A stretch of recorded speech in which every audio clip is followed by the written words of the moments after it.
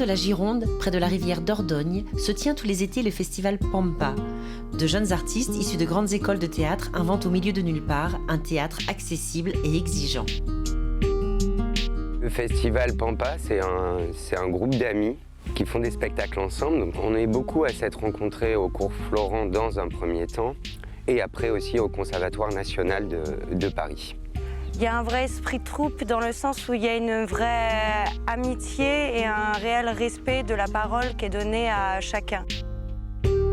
L'intérêt d'être ici, c'est de créer. À la base, c'est vraiment le désir de se retrouver dans un espace ouvert, comme ce champ, et de pouvoir s'exprimer un peu comme on veut, en dehors des sentiers battus, en dehors des institutions, et du coup d'une certaine hiérarchie aussi.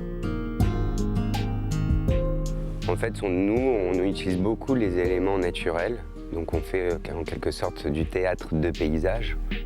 Le choix de Pampa, je pense que ça vient vraiment de là, de cette idée de théâtre de paysage, la Pampa, l'espace désert où tout peut naître.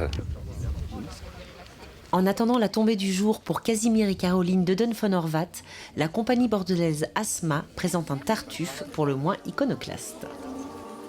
C'est un Tartuffe qui est volontairement pauvre, donc c'est-à-dire qu'on n'a rien. On a un micro, 2 perruques et c'est tout. Une guitare et des cotillons, voilà, pour faire tout ça.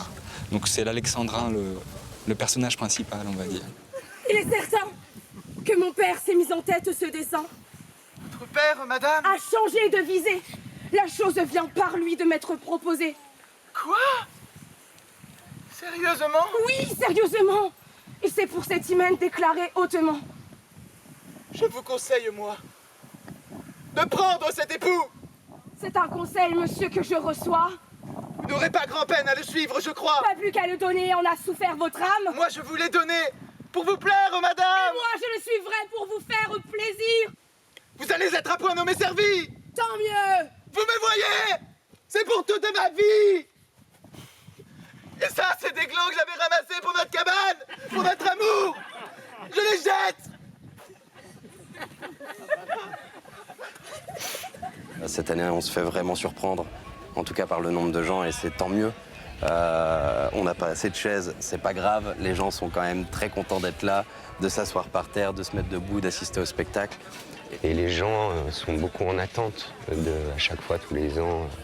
Là, autour, par exemple, les voisins qui nous logent, et tout ça, ils attendent le festival maintenant, tous les ans. Et voilà, ils sont très, très contents que ça existe ici, quoi.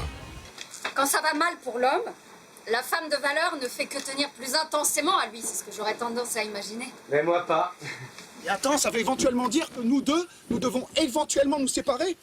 Et que tu joues avec des idées de ce genre? Arrête de me poser des questions. Mais pourquoi, si on ose poser les questions? Parce que là, je suis contrariée. Non mais tu peux pas t'imaginer ce que ces deux messieurs là-bas racontent sur toi. Et que raconte-t-il sur moi? Ils voudraient te saouler. Bah, ça va, je tiens le coup. Il est dit ouvertement, monsieur le directeur général, Quoi?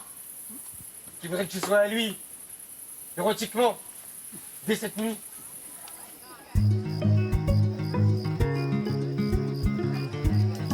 J'ai ouvert ma maison et j'ai ouvert mon jardin, voilà, à ce festival et à ces comédiens créateurs, parce qu'il faut mettre l'accent sur la création.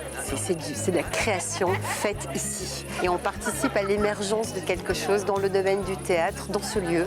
Et donc mon regard, il est à la fois ravi, il est surpris, il est heureux et il est aussi reconnaissant, finalement, reconnaissant aux spectateurs de nous être fidèles.